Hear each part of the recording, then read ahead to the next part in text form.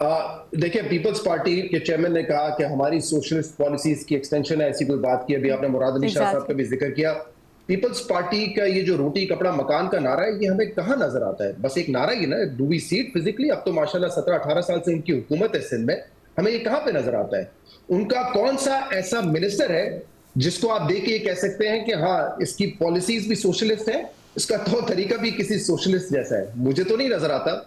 Landlords हैं, feudals हैं, माशाल्लाह रईस लोग हैं वहां पर, और रईस होना गलत बात नहीं है, लेकिन कोई उनकी पॉलिसी रिफ्लेक्ट नहीं करती जिससे आप कह सकते हैं कि उन्होंने सोशलिज्म को प्रमोट किया in the recent past. Peoples Party की पॉलिसी नजरिया जरूरत पर है, और मेरे ख्याल से डंके की चोट पर है। मैं पहले भी कह चुका हूं कि कई हमने अगर पिछले 15-20 साल की पॉलिटिक्स का अगर आप हुँ। उसमें मवाजा करेंगे ना, तो उसमें आपको नून लीग नजर आएगी एंटी स्टैब्लिशमेंट पोजीशन लेते हुए, आपको पीटीआई अब नजर आ रही है एंटी स्टैब्लिशमेंट पोजीशन लेते हुए। 2014-15 ऑनवर्ड्स पीपल्स पार्टी ने तो कोई ऐसी पोजीशन नहीं दी, तो नजरिया जरूरत पर है। और जहां तक ये मेयर वाली बात है, जिस तरीके से मुर्तजा वहाब साहब इलेक्ट हुए, मेरे ख्याल से हम लोग भूले नहीं होंगे, 1.5-2 साल पुरानी ही बात है। हुँ। बहुत सारे जिन लोगों ने वोट करना था वो एंड वक्त पे गायब हो चुके थे, और उस सूरत हाल में जो है वो हुँ। आके इलेक्ट हुए हैं मेयर मुर्तजा वहाब साहब। उनकी मेजोरिटी नहीं थी वहां पे, मेजोरिटी जमात इस्लामी और पाकिस्तान तहरीक इंसाफ की बन रही थी, लेकिन फिर भी वो इलेक्ट हो गए।